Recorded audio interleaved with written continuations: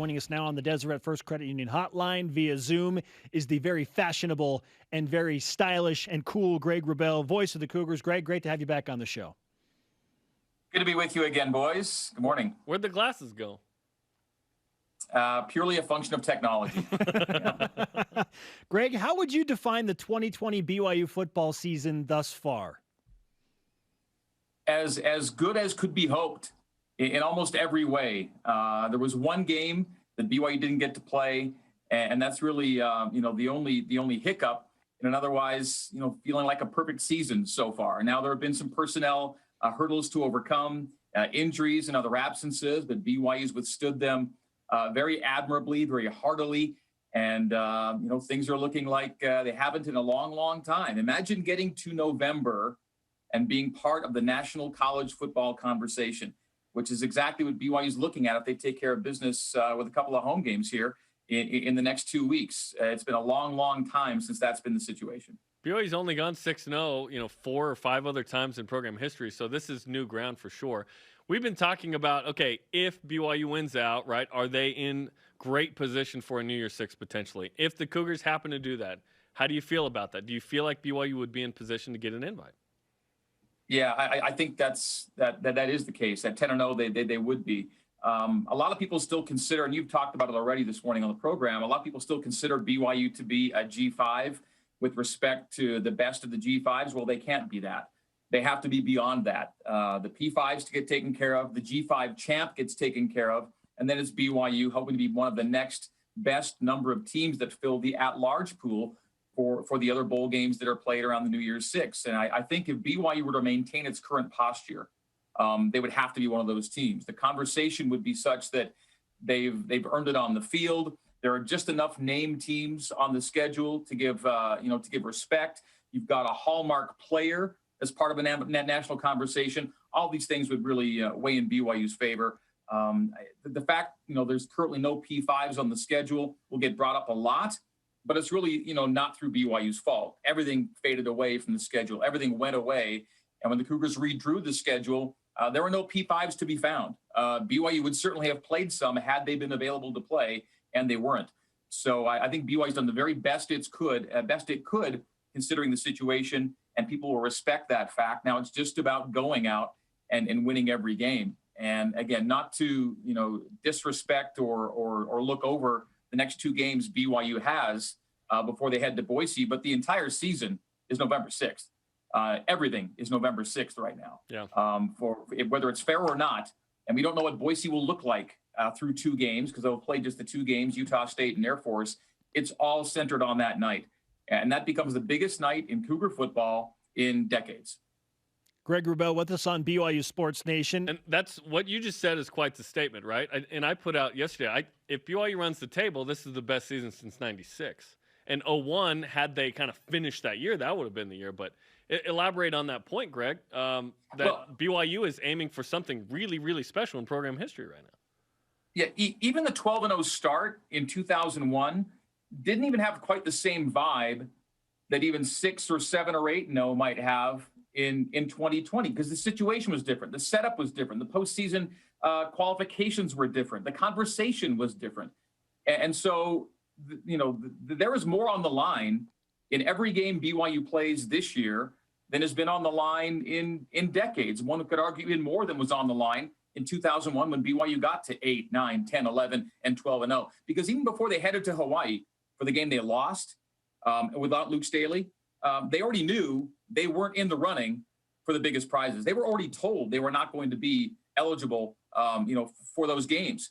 So that's different. This year, BYU kind of senses that if they just keep winning games and take care of business, they can get the big prize in the New Year's Six. That's a major difference.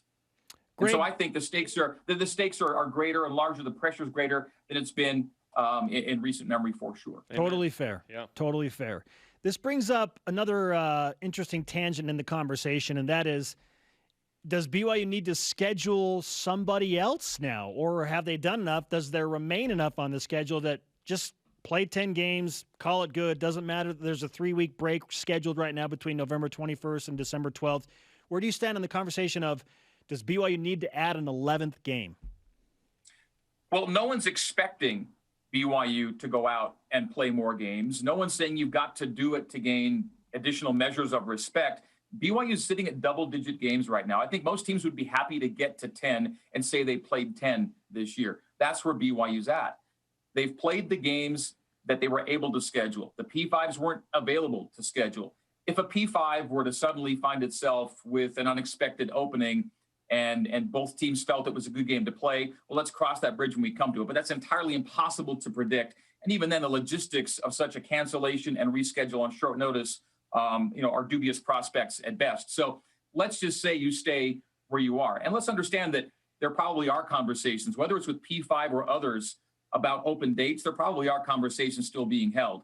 And if they happen, and they might even indeed benefit BYU in the end. But sitting at 10 is not a bad place to be. And yes, it would be kind of a funky feel if you were to, let's say, get past Boise State with your record still intact, undefeated, to have only 2 games scheduled over the next month, essentially. Wouldn't that be the case? 5 weeks, yeah.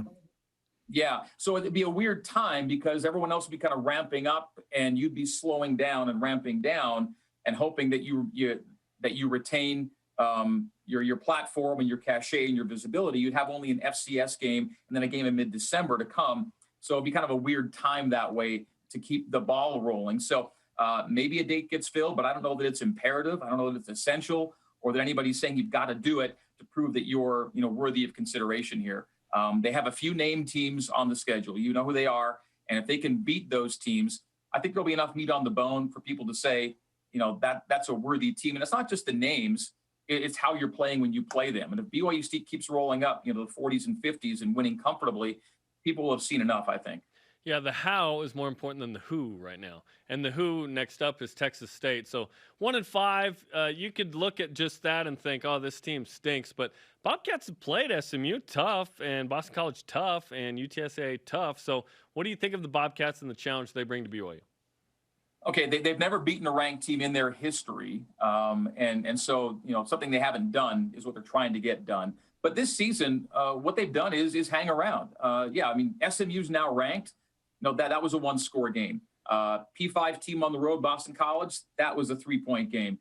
We already know how well UTSA played BYU. That was a double overtime game. They hang around with everybody. There's really only been one game in which they've found themselves kind of out of it in the middle of the game. And that was really the Troy game. It was played in a downpour. It was weird. They were down 20 most of the second half. In every other game, they're right there, either mid-third quarter or in the fourth quarter in a 1-score game.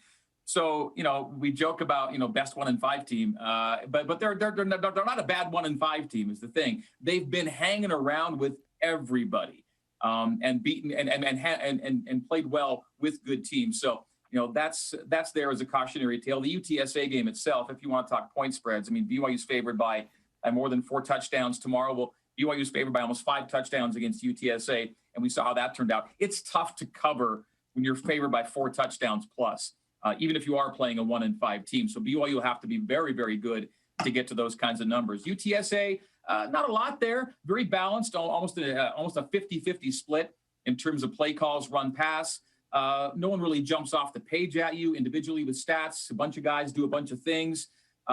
They do struggle to protect the quarterback and keep people out of the backfield. And that could be a big thing tomorrow. BYU could have a day where they really do have some havoc going for them and get some disruption going.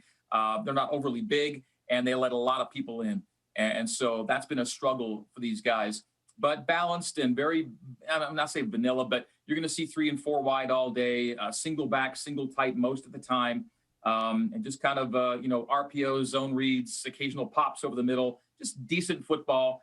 Not good enough to be more than 1-5 right now, but again, hanging around with a lot of people. We're speaking with Greg Wrubell, the voice of the Cougars. Greg, what's the most impressive stat that BYU has produced to this point of the season? Because there are so many good things out there.